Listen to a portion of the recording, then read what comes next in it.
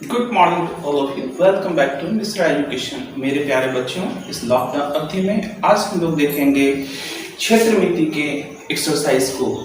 आपने कुरुक्षेत्र का नाम सुना होगा। कुरु माने कौरवों की और क्षेत्र माने क्या होता है? भूमि। कौरवों की जो भूमि थी, जो खेत था, जो मैदान था, जो भाग था, उसे नाम दिया गया था कुरुक्षेत्र। क्षेत्र माने क्या हो गया? मैदान, भाग। अभी हमारे पास क्या है? क्षेत्र मिति। क्षेत्र माने क्या हुआ? मैदान। क्षेत्र माने क्या हो गया? भूमि। क्षेत्र माने क्या हो गया? लैंड। तो वो भूमि के मिति का ये दो शब्दों से बना है, क्षेत्र और मिति। क्षेत्र का मैंने आपको बताया मैदान, और मिति का अर्थ होता है मापना, जिसमें हम लोग मैदान के, खेत के माप के बारे में पढ़ते हैं। उस भाग को हम लोग क्षेत्र मिति के नाम से जानते हैं, जिसका अंग्रेजी शब्द है मेंसुरेशन। इसमें आप लोग क्या क्या जानेंगे बच्चों? तो परिमाप के बारे में जानेंगे, इसके बाद आप लोग क्षेत्रफल के बारे में जानेंगे और आयतन के बारे में जानेंगे। हम लोग क्षेत्र मिति में बेसिकली इन्हीं तीन बातों के बारे में अध्ययन करते हैं। अब क्लास 10th में चूंकि हम लोग पढ़ रहे हैं, तो इसमें हम लोग परिमाप और क्षेत्रफल के बारे में ही हम लोग इसमें पढ़ना है। क्लास 9th में आयतन के बारे में पढ़ना था आपको। तो देखते हैं हम लोग इसमें सबसे पहले क्षेत्रफल और परिमाप दोनों में क्या बेसिकली अंतर है, दोनों के कॉन्सेप्ट के बारे में थोड़ा सा आप समझेंगे।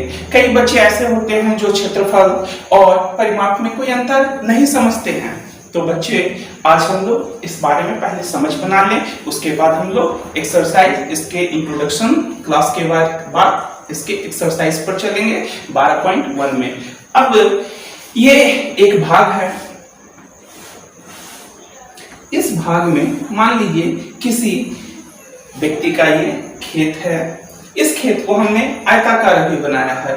आप वर्गाकार भी बना सकते हैं, त्रिभुजाकार भी बना सकते हैं, जैसा आपका मन है वैसा इसको आप बना लें। अब इसमें दो चीज फाइंड आउट करना है, एक तो इसके क्षेत्रफल को और दूसरे इसके परिमाप को, कि किसे कहेंगे हम लोग इस फिगर में क्षेत्रफल और किसे कहेंगे परिमाप। तो बच्चों, ये जो भाग आप देख रहे हैं किसी भूखंड का, इसके अंदर का ये जो एरिया है, जिसमें कोई व्यक्ति अनाज उपजाता है, पेड़ लगाता है, बागवानी करता है, या इस भाग को खाली रखता है, इस बाउंड्री के अंदर वाला जो ये एरिया हुआ, जिसको मैंने अभी चॉक के द्वारा कलर किया है, इस पूरे एरिया को, अंदर वाले ये जो भाग है, इस भाग को हम लोग कहते हैं क्षेत्रफल, एरिया।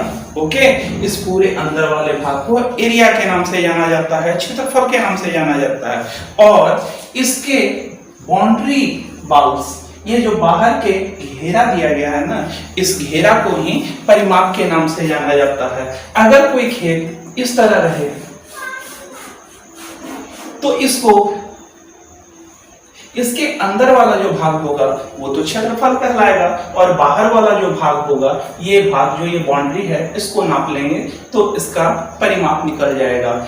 अब खेत आपका त्रिभुजाकार हो या आयताकार हो या वर्गाकार हो या वृत्ताकार हो, जैसा भी आपका खेत है, जैसा भी आपका लैंड है, जैसा भी आपका मैदान है, उस मैदान के इस अंदर पूरे भाग को हम लोग कहते हैं क्षेत्रफल, और उसके बाउंड्री वाली लाइंस को हम लोग कहते हैं परिमाप। और वृत्त के अंदर इसी परिमाप का नाम परिधि हो जाता है बच्चों। और जिसको परिमाप को अंग्रेजी में हम लोग क्या कहते हैं? परिमीटर। परिमाप या परिधि। तो वृत्त का ये जो बाउंड्री, सर्किल का ये जो बाहरी घेरा है ना, इसी को हम लोग परिधि के नाम से जानते हैं। और वृत्त होने के लिए एक केंद्र बिंदु होना आवश्यक है। तो यहाँ पर हमने क्या बनाया है? केंद्र बिंदु, जिसे अक्सर हम O से डिनोट किया जाता है। आप चाहे तो ABCD कुछ भी लिख सकते हैं, ये आपके मन पर डिपेंड करता है। तो बच्चे, इस एक्सरसाइज में क्लास 10th के 12वें चैप्टर में हम लोग क्या करेंगे? मेंसुरेशन के वृत्त से संबंधित क्वेश्चनों को बनाएंगे। इसलिए हमारा फोकस अभी आयत, वर्ग, ये सब पर न होकर वृत्त से संबंधित सूत्र और फार्मूले पर होगा। और इस चैप्टर में जो आयत का क्षेत्रफल, वर्ग का क्षेत्रफल आएगा, वो छोटे फॉर्मूले आप पिछले क्लास में 9th क्लास में सीख चुके हैं, और एक्सरसाइज के दौरान फॉर्मूला जो अप्लाई होगा उसे मैं आपको समझाने का प्रयास करूंगा। अभी हम लोग देखते हैं वृत्त से संबंधित बातों को। ओके, तो सबसे पहले एक वृत्त होनी चाहिए। एक वृत्त जो है, वृत्त में एक बच्चों केंद्र बिंदु होता है, और वृत्त क्या होता है, कई बिंदुओं का समूह होता है जिसकी केंद्र से दूरी बराबर होती है। किसी समतल में खींची गई वृत्त की परिभाषा क्या दी जाती है, तो किसी समतल में खींची गई वह आकृति, किसी समतल में खींची गई वह आकृति जिसमें एक निश्चित बिंदु से, एक निश्चित बिंदु से अन्य बिंदुओं की दूरी समान होती है, तो इस खींची गई आकृति को हम लोग नाम देते हैं क्या, वृत्त, सर्कल।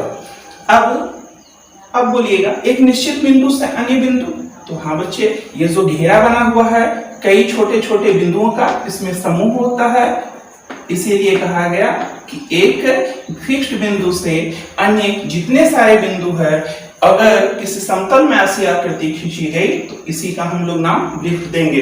अब यहाँ से दूरी, एक बिंदु से इस दूसरे बिंदु की दूरी, तो यहाँ से लेकर यहाँ जो दूरी कहलाता है, ये जो पूरा भाग है, इस भाग को आप जानेंगे बाउंड्री लाइन है, इसलिए परिधि कहेंगे। तो केंद्र से लेकर परिधि के एक ओर खींची गई जो रेखा होता है, इसको हम लोग किस नाम से जानते हैं, त्रिज्या के नाम से जानते हैं। वृत्त के अंदर आप कॉन्सेप्ट अपना क्लियर करते जाइए। त्रिज्या क्या है,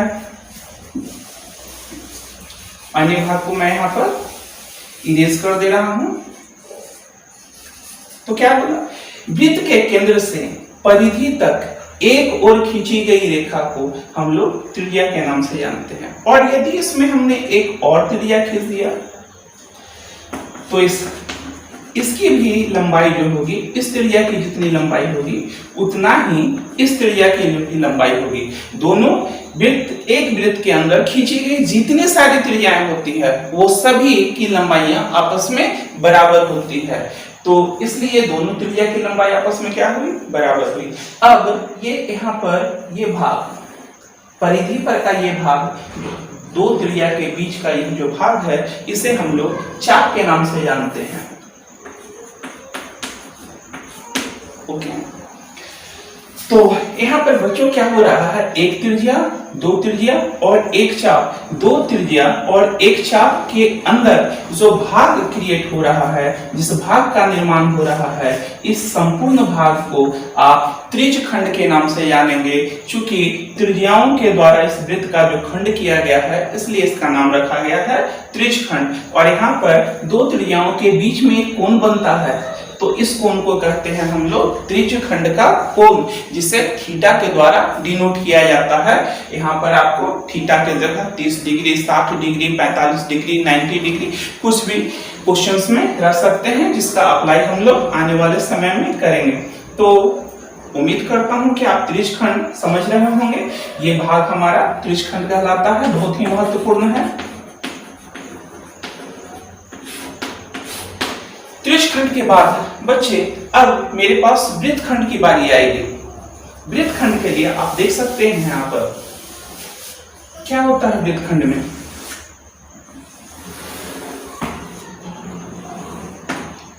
यह आपका केंद्र है, उसके बाद एक त्रिज्या और एक दूसरी त्रिज्या, दो त्रिज्या और एक चाप, इसके द्वारा आपका क्या बना, त्रिज्य खंड। इस त्रिज्य खंड के साथ मैं आपको एक और बात बता दूं, इसमें दो त्रिज्य खंड हो सकते हैं। एक नीचे जो छोटा भाग, छोटा कोण यहाँ जो बन रहा है, इसके द्वारा जो खंड बनेगा, इस छोटे भाग को हम लोग कहेंगे लघु त्रिज्य खंड। और रेस्ट वृत्त का जो शेष पार्ट बच गया, शेष भाग जो ऊपर बचा हुआ है, यह संपूर्ण भाग कहलाएगा दीर्घ त्रिज्य खंड। तो इसमें कितने त्रिज्य खंड हुए, दो, एक लघु त्रिज्य खंड और दूसरा दीर्घ त्रिज्य खंड। अब आपको मैं बताने जा रहा हूं वृत्त खंड। तो वृत्त खंड के लिए क्या करते हैं, वृत्त को आप एक कैंची ले लें, एक सीजर ले लें और उससे कैंची से इसको काट दीजिए, बस काटने के बाद एक टुकड़ा आपका इधर हो जाएगा और दूसरा टुकड़ा नीचे हो जाएगा। दो टुकड़े जो आपको मिलेंगे, तो ये छोटा सा जो टुकड़ा हो गया इसको कहा जाता है लघु वृत्तखंड। क्या मैंने किया इसके लिए, एक सर्कल लिया कागज का बनाकर और उसको हमने कैंची से काट दिया। आप छोटा बड़ा रखें, बराबर रखें, जैसी मर्जी है आपको आप रख सकते हैं। तो यहाँ पर हमने सीजर के द्वारा जब इसको काटा तो एक छोटा टुकड़ा मेरा ये जो प्राप्त हुआ, ये हमारा कहलाता है क्या, तो वृत्तखंड। ये किससे बनता है, इस लाइन को हम लोग कहते हैं, इस लाइन को त्रिज्या, इस लाइन को त्रिज्या, इसको वृत्त का केंद्र और इसको कहा जाता है जीवा। एक वृत्त के अंदर जितनी सारी लाइंस होती है जो परिधि को दोनों ओर छूता है उसे हम लोग जीवा के नाम से जानते हैं। और इसमें कई जीवाएं आप खींच सकते हैं। एक वृत्त के अंदर कई जीवाएं होती है जिसमें व्यास उसका सबसे बड़ा जीवा होता है। अब क्या देख रहे हैं कि ये एक जीवा है, यानी दो त्रिज्या। एक जीवा क्या करता है, वृत्त को दो भाग में बांट देता है। इस खंड का नाम हमने दिया वृत्तखंड। तो वृत्तखंड, अब वृत्तखंड आप समझ चुके हैं। जब आगे मैं अभी चलूंगा तो आपको फार्मूला बताऊंगा वृत्त का, वृत्त के क्षेत्रफल का, वृत्त के क्षेत्रफल का, वृत्त की परिधि या परिमाप का, वृत्त त्रिज्यखंड के क्षेत्रफल का, दीर्घ त्रिज्यखंड, लघु त्रिज्यखंड, वृत्तखंड, चाप की लंबाई, ऐसे कई फार्मूले आपके सामने यहाँ पर नोट किए गए हैं जिसे मैं आपको एक एक करके समझाऊंगा। बिल्कुल ही इजी है, आपको ध्यान देना है। ध्यान देने के बाद आपको फार्मूले रखने की आवश्यकता नहीं है, फार्मूला समझ जाएंगे और समझने के बाद आप अपने क्वेश्चन पर इसको अप्लाई करेंगे। तो वन बाय वन हम लोग देखते चलते हैं। सबसे पहले फार्मूला जो हमारा है वृत्त का क्षेत्रफल। वृत्त का क्षेत्रफल बच्चों होता है पाई आर स्क्वायर, जिसमें पाई का मान हमेशा 3.14 होता है। पाई का मान कितना होता है, 3.14 या 22/7। ये दोनों में से क्वेश्चन में आपका जो दिया रहेगा उसको अप्लाई करना है, और अगर नहीं दिया गया है तो आप 3.14 अप्लाई कर सकते हैं या 22/7 भी अप्लाई कर सकते हैं। तो वृत्त के क्षेत्रफल के लिए फार्मूला होता है पाई आर स्क्वायर, जिसे सी बाई डी के द्वारा प्राप्त किया जाता है। ये सी बाई डी क्या है, इसे प्राप्त कैसे किया गया था, सी बाई डी के द्वारा। अर्थात सी माने हो गया सर्कल और डी का मतलब हो गया व्यास। यानी किसी भी वृत्त के ये पूरे भाग का आप निकाल लीजिए कि इसका पूरा बाउंड्री कितना है और उसमें उसके व्यास से भाग दे दीजिए। किससे भाग दे दीजिए, व्यास से। तो वृत्त में व्यास किसे कहते हैं बच्चों, तो यहां से लेकर यहां तक त्रिज्या हुई। इसी के सामने एकदम स्ट्रेट दूसरी यानी दो त्रिज्या वैसी जीवा जो वृत्त के केंद्र से होकर जा रही है, और ऐसी जीवा में दो त्रिज्याएं शामिल होती है। इस दोनों त्रिज्या के द्वारा जो ये जीवा बना हुआ है इसी का नाम व्यास है। तो वृत्त का जो सर्कल होता है ना, ये जो परिधि होता है, परिमीटर होता है, इस परिमीटर में आप इसके व्यास से क्या करेंगे, भाग दे देंगे। इसका पूरा निकाल लीजिए, इस पर रस्सी रख लीजिए। रस्सी रखने के बाद कितना लंबा हुआ उसको नोट कर लीजिए, उसको ऊपर रख लीजिए। फिर व्यास कितना लंबा है उसको नाप लीजिए, उससे डिवाइड कर लीजिए। डिवाइड करने के बाद आपको क्या प्राप्त होगा बच्चों, पाई का मान प्राप्त होगा, ये ओके, जो कि ऑलवेज 3.14 प्राप्त होता है। इस तरह आप पाई का मान याद कर सकते हैं सी बाई डी के जरिए। अब दूसरा है वृत्त की परिधि। वृत्त की परिधि का फार्मूला होता है 2 पाई आर। ओके, तीसरा त्रिज्यखंड का क्षेत्रफल। अब इस पर हम लोग चलेंगे। त्रिज्यखंड का क्षेत्रफल, इसमें थीटा बटे 360 त्रिज्यखंड मैंने आपको बताया था कहाँ है, तो एक त्रिज्या, दो त्रिज्या और एक चाप, परिधि पर का कुछ हिस्सा। तो दो त्रिज्या और एक चाप के बीच जो भाग बनता है इसी भाग का नाम दिया गया त्रिज्यखंड। ओके,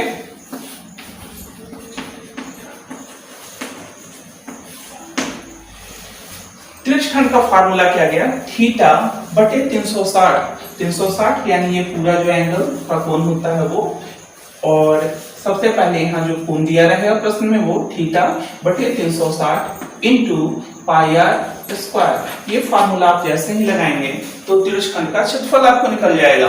और दूसरा दीर्घ का निकालना है तो क्या करेंगे, सिंपल सा 360 में से इस थीटा को घटा लेंगे और बटे 360 इंटू पाई आर स्क्वायर।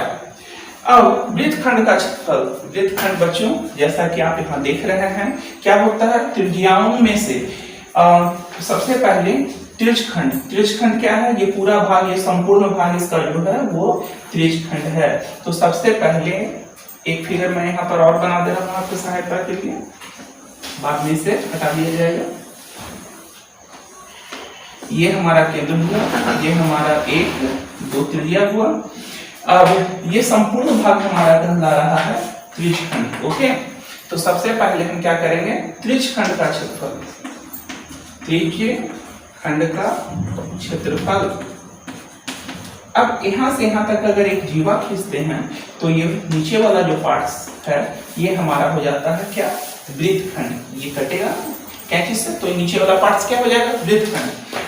ये वृत्तखंड का क्षेत्रफल हमको निकालना है, जिसको मैंने मोटा करके आपको दिखाया है। इसका एरिया हमको निकालना है। तो क्या किया, पूरे त्रिज्यखंड में से इस त्रिभुज को यदि हम लोग माइनस कर दें, हटा दें इस त्रिभुज को, त्रिज्यखंड में से इस त्रिभुज को हटा दें तो ये एरिया ही बचेगा। तो माइनस क्या करेंगे, माइनस त्रिभुज का क्षेत्रफल 1, या इसका दूसरा फार्मूला क्या होगा, त्रिज्यखंड का क्षेत्रफल। और पूछेंगे त्रिज्यखंड का क्षेत्रफल तो उसके लिए ऊपर फार्मूला आपको दिया गया है, थीटा बटे 360 इंटू पाई आर स्क्वायर। तो त्रिज्यखंड का क्षेत्रफल minus 1/2 are square sine theta. त्रिकोणमिति में मैंने साइन थीटा कॉस थीटा ये सब आपको पढ़ाया है। 1/2 आर स्क्वायर साइन थीटा, जहां आर स्क्वायर क्या है, त्रिज्या की माप है, त्रिज्या की लंबाई है। त्रिज्या जितनी लंबी उसकी होगी उसके जगह पर, आर के जगह पर आप वैल्यू पुट करेंगे। ये दो फार्मूले के जरिए आप वृत्तखंड का क्षेत्रफल निकाल सकते हैं। अब हमारे पास है दीर्घ वृत्तखंड का क्षेत्रफल। दीर्घ वृत्तखंड किधर पड़ेगा, ये मेरा छोटा अगर वृत्तखंड है तो ऊपर का जितना भाग ये बच गया था वो समूचा का समूचा मेरा दीर्घ वृत्तखंड का क्षेत्रफल होगा। जिसके लिए हम लोग नॉर्मल फार्मूला क्या लगा सकते हैं, इसके लिए लगा सकते हैं वृत्त का क्षेत्रफल और माइनस लघु वृत्तखंड का क्षेत्रफल। इस फार्मूला के द्वारा आप क्या कर सकते हैं, वृत्तखंड का क्षेत्रफल निकाल सकते हैं। और या आप 360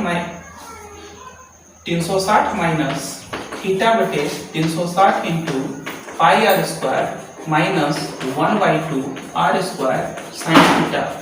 ये क्या है बच्चे, तो दीर्घ त्रिज्यखंड का क्षेत्रफल, दीर्घ त्रिज्यखंड के क्षेत्रफल में से त्रिभुज का क्षेत्रफल को हम घटा लेंगे तो पर भी हमारा दीर्घ वृत्तखंड का क्षेत्रफल इजीली निकल जाएगा।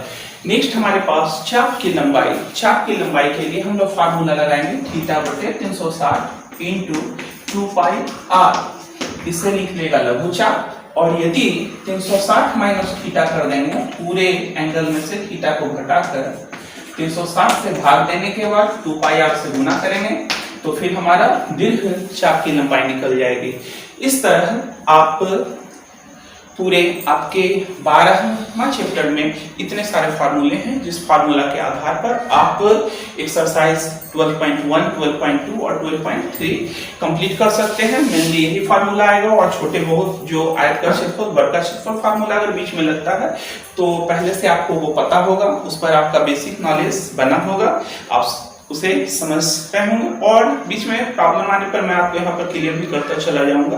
तो ठीक है, मिलते हैं हम लोग नेक्स्ट अगले वीडियो में एक्सरसाइज 12.1 के साथ। Thank you very much for watching this video. Okay.